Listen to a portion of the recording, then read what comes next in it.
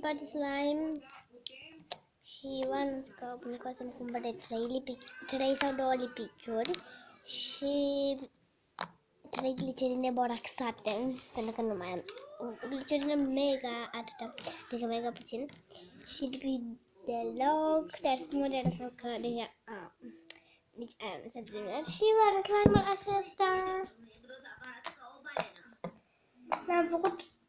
Am luat o bucată din el și am mai făcut o altă parte pentru că mă chinuiam să scot lipiciuri și l-am făcut mov.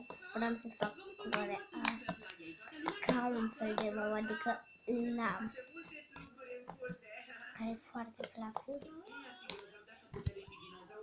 Deci, pa!